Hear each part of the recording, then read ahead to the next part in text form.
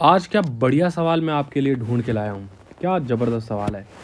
देखते ही आपको मज़ा आएगा, पढ़ते ही मज़ा आएगा और करने में तो होश ही उड़ जाएंगे। There are two vessels of equal volume. A vessel is full of pure milk and second vessel is 1/4 full of water. The second vessel is filled with mixture from the first vessel. Now the first vessel is filled with the mixture of the second vessel. Again the second vessel is filled with the mixture of the first vessel. Then what will be the ratio of milk and water in the second vessel? क्या सवाल है भाई, आपको पढ़ते ही मज़ा आ गया होगा। देखते हैं चलिए कैसे होगा ये सवाल।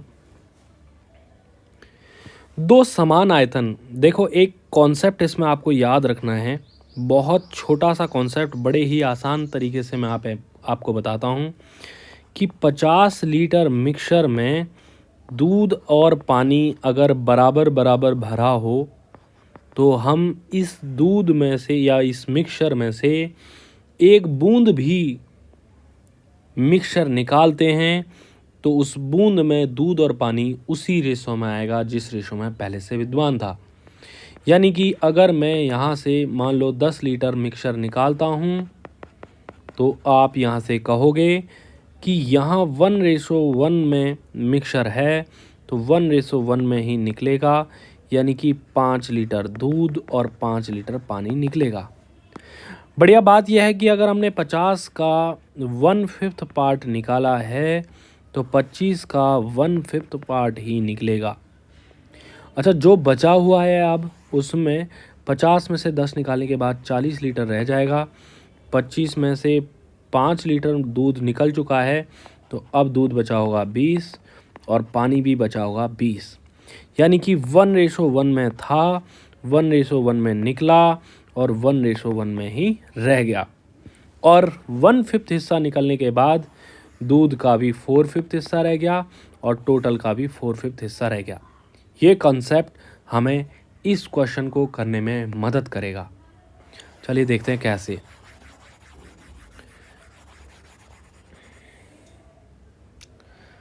ध्यान से समझना, there are two vessels of equal volume. दो इक्वल वॉल्यूम के वेसल हैं। जैसे मैंने कहा कि ये दो वेसल हैं जो इक्वल वॉल्यूम के हैं। अब हमसे बोला दो समान आयतन वाले बर्तन, एक पात्र शुद्ध दूध से भरा हुआ है। ये शुद्ध दूध से भरा हुआ पात्र है। मैंने यहाँ पानी भर दिया है, दूध भर दिया है पूरा, ठीक है। और दूसरा पात्र 1/4 पानी से भरा हुआ है। तो मैं मान लेता हूँ कि ये 1/4 पार्ट जो है ये वाटर से भरा हुआ है, 1/4 पार्ट, ठीक है। यानी कि इसका 3/4 पार्ट खाली है।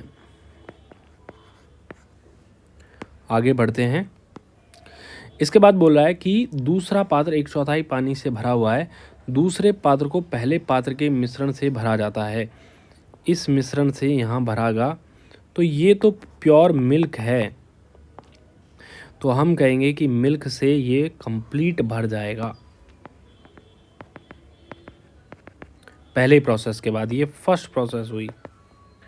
फिर कह रहा है अब पहले पात्र को दूसरे पात्र में मिश्रण से भरा जाता है।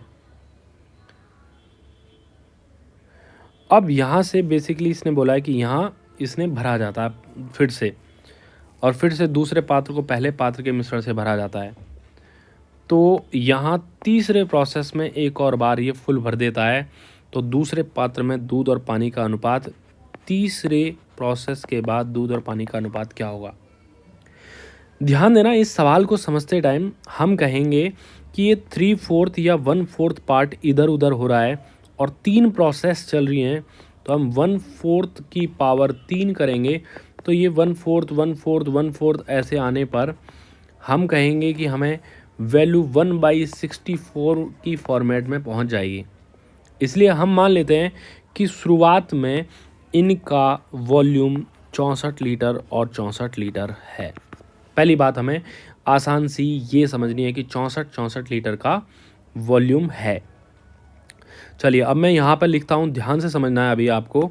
मैं इसको एक बार मिटा देता हूँ कंप्लीट को, और हमें क्या समझ में आया है वो बात हम यहाँ से समझते हैं। सवाल हमने सीख लिया है, फिर से देखते हैं हम। मैं बोल रहा हूँ कि ये एक पात्र है जिसमें 64 लीटर दूध भरा हुआ है। ये दूध भरा हुआ है, मिल्क।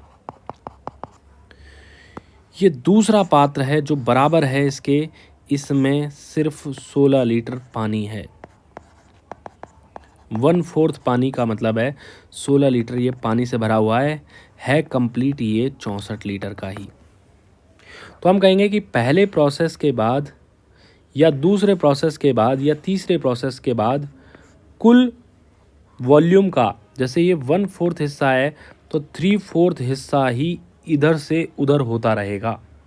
तो पहले प्रोसेस के बाद तो इसमें पानी आया, दूध आया है जो कि आया होगा 3/4 हिस्सा 48 लीटर। पहले प्रोसेस के बाद में तो ये बात निकली होगी, लेकिन दूसरे प्रोसेस में यहाँ से 48 लीटर ही गया होगा जो कि 64 का 3/4 भाग है। तो मैंने अभी जैसे कॉन्सेप्ट समझाया था कि पानी का भी 3/4 पार्ट उधर चला जाएगा, तो पानी का 3/4 पार्ट उधर चला जाएगा, तो यहाँ 1/4 पार्ट यानी कि 4 लीटर रह जाएगा, और 3/4 यानी कि 12 लीटर पानी यहाँ आ जाएगा। दूसरे प्रोसेस के बाद 12 पानी इधर और 4 पानी रह गया है इधर। तीसरे प्रोसेस में फिर से इसने 64 लीटर पानी इधर लेके आया है, सॉरी 64 में से 48 लीटर पानी इधर लेके आया है, यानी कि 3/4 पानी इधर लेके आया है। तो हम कहेंगे कि इस 12 का 3/4 हिस्सा यानी कि 9 लीटर पानी इधर आ जाएगा। यानी कि तीसरे प्रोसेस के बाद 9 लीटर तो पानी आ गया है, 4 पहले से था, तो 13 लीटर पानी इस पूरे बर्तन में होगा। और 13 लीटर पानी अगर इसमें आया है, टोटल 64 लीटर था, उसमें से 13 पानी है, तो आप कहोगे कि मिल्क यहाँ 51 लीटर होगा। तो मिल्क और वाटर का रेशो यहाँ 51:13 आएगा। ये क्वेश्चन का आंसर होगा। बार बार इस वीडियो को देखें, समझें क्या कॉन्सेप्ट है, बहुत ही शानदार सवाल है। तो इस वीडियो में इतना ही। Thank you.